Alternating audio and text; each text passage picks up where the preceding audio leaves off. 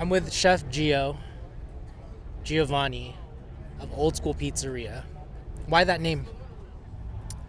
That's a very interesting story. So when we got the location before we got the concept, and we looked at the neighborhood. I looked around with my wife and I said, what this neighborhood needs is just an old school pizzeria, and we went with the name because it fit. Everything fit. So it wasn't like pre-thought, other than that's what the neighborhood needed.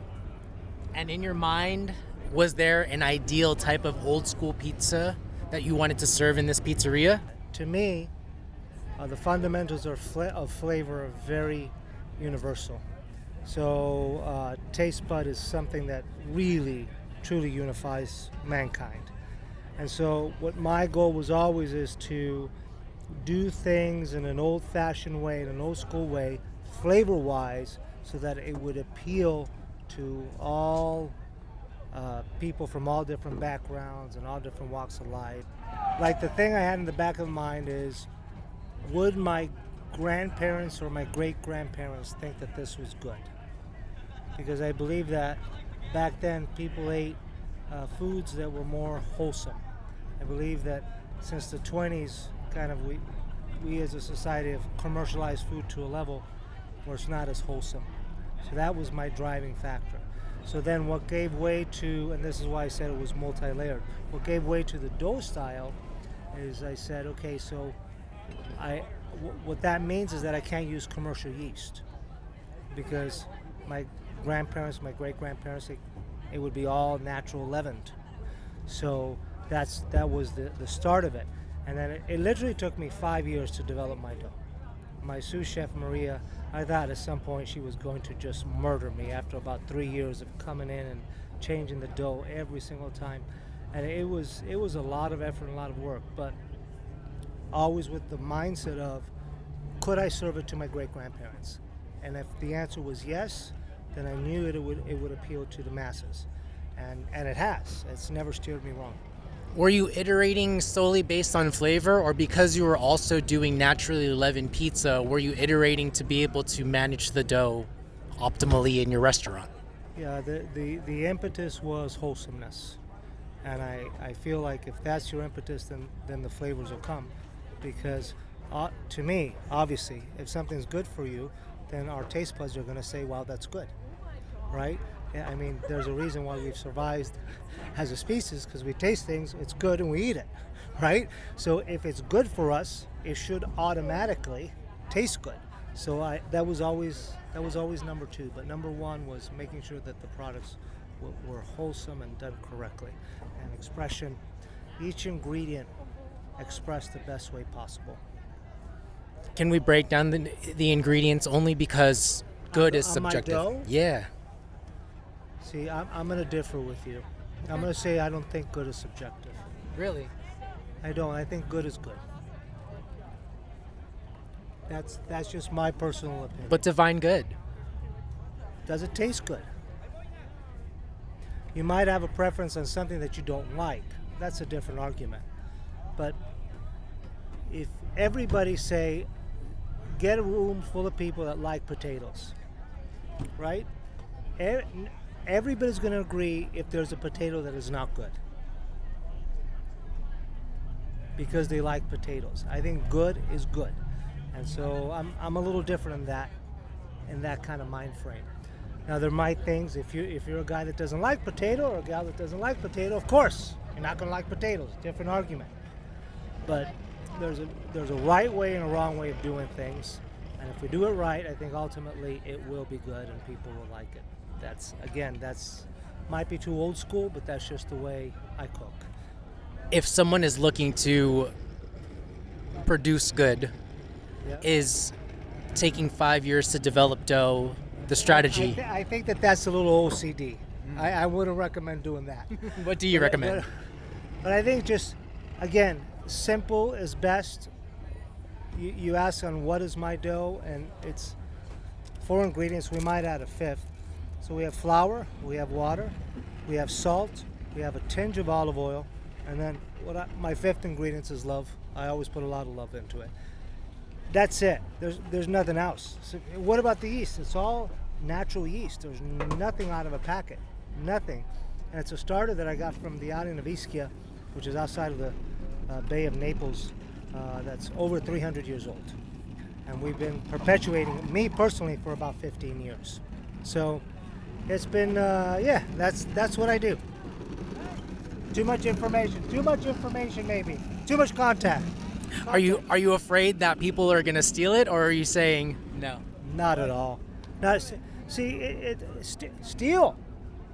Do it. That is a great honor, because the idea that I should die with a generation is ridiculous. Like, my kids should do it, my grandkids should do it, my great-grands should do it. We should do it the natural way forever. And so, yes, steal it. Take it home. Come and see me. I'll teach you how to do it. 100%.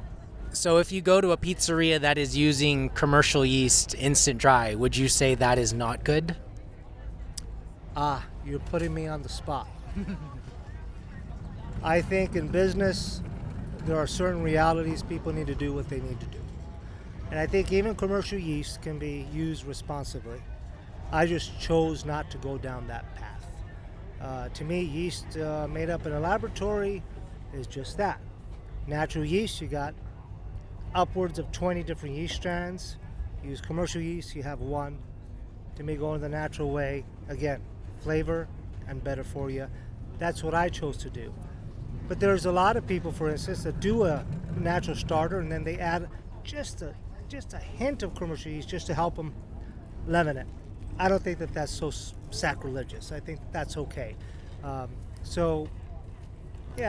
not going to fault anybody for doing what they do. It's all good. I've always questioned the little spike of yeast. Do you question why they do that and why they don't just try to formulate their dough a little bit more optimally? Well, I think that wild yeast is just that, wild. So it takes a lot of effort and a lot of patience and a lot of moving parts to tame it and get it to do exactly what you want it to do. So I think a little assistance is okay. I chose not to do it because I had to be very idyllic about doing it the quote-unquote old-fashioned way, old-school way, so that I would achieve what I wanted to achieve. But I think in moderation, it could be done. But again, you really got to know what you're doing, in my humble opinion. Let's talk toppings and make that pivot there.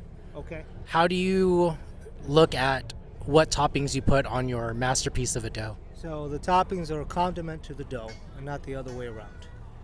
The toppings should always accentuate the dough.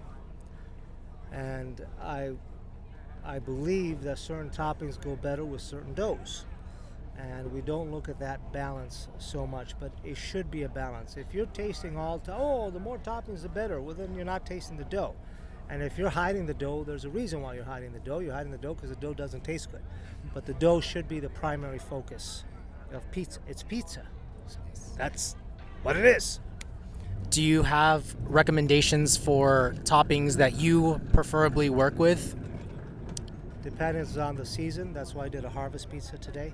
And I think for my particular dough, because it's high hydration, takes a little longer to cook, I always use things that are pre-cooked ahead of time. And for me, that works better. As opposed to a thinner dough like a Neapolitan, then I prefer everything on there raw, because to me that interacts better. The sky's the limit. That's the thing about pizza. The sky's the limit. You can do anything with it, anything you want. That's the beauty of it. It sounds like you love to push the boundaries. Is there a time where you made a pizza and it just didn't work? Yeah, many times. Many times. It's so funny because most people see me as like this uber traditionalist, doing everything so traditional. But you're right. I just don't like throwing out the baby with the bathwater. I like keeping my feet in old tradition, but just extending as far forward as we can. And yeah, I have put together some flavors that were just awful. So yes, that happens. It happens to everybody, but what are you going to do? What is one that you recommend people don't try? Oh no, you're going to put this on me. We're just trying to have a little fun here. Yeah, no, I can't. I've kind of like shunned it off of my memory. Like fair. it's like, traumatic That's very fair. situations. But you know what? Let's cut for 5 seconds. Let me remember one of those. If it comes back to you, you can DM me the picture. I won't have a picture, but I'll tell you the ingredients. It was 3 ingredients that when I put together, they were just awful. What was awful about it? Wet, dry? It tasted like nothing. It was so, like the flavors were so like it was pulling in so many directions that it was hollow in the middle. It tasted like nothing. It was just awful. It's horrible. Don't serve it. And when you're doing these test pies, are you working alone in the restaurant? Are you taking them home? No. Usually when I make, my best work happens in a situation where it's a party and I'm making pizzas for people and a bunch of ingredients. I'm just throwing stuff together. The only times that I've ever thought about it, that's when the not so good stuff has come to. Really? Yeah, but for some reason, everybody's having a good time and throwing some food together. Like I came up with one about 3 years ago. It's my bestseller, old school. Apricot jam, bacon, pine nuts, goat cheese, finished with arugula. It is phenomenal. It happened at my cousin's house. We were just sitting there having some vino, doing the pizzas in the backyard, and it just came to me. I just went to the fridge, saw what he had, and I just threw it together. And I'm like, I'm putting this on the menu because it's phenomenal. So that's when I come up with my most creative efforts. Is there a name to that pizza? Yeah, the apricot pizza. Very original. I love it. Part of this podcast is learning from people's mistakes, and this can be the final question if you have to go. Yeah, no. What is one mistake in pizza, business, or life that you want new operators to avoid? Oh man, I could write novels on all the mistakes I've made in life. I think one of the pitfalls that I fall into is, or did, especially when I was younger, is that I was trying to be good at everything, as opposed to picking the one thing in business that I was good at and wanted to feature. And I think that sometimes we confuse the public if we try to do too many things. I'm still guilty of it. I'm still but I could do this, and I could do that, and I could do this. And really the message, a very clear, succinct message, works so much better. And if there's one advice for new entrepreneurs, that just have a very clear message that you're very good at, and just hone it in and just go for that. And the more distractions you have, the more. I always bring up the In-N-Out example. It's a very simple menu. It's what they do. They do it well. They haven't in all these years, they've let nothing else distract them. And it's amazing that they've been able to do that, and they're extraordinarily successful. But we all know what that brand does, and we all understand it very clearly. I think I still, as a quote-unquote old-timer, still need to work very hard at that. They execute well. They do a limited menu. You know what you're getting, and their fans love what they do. Yeah, that's it. I think that's the formula for success.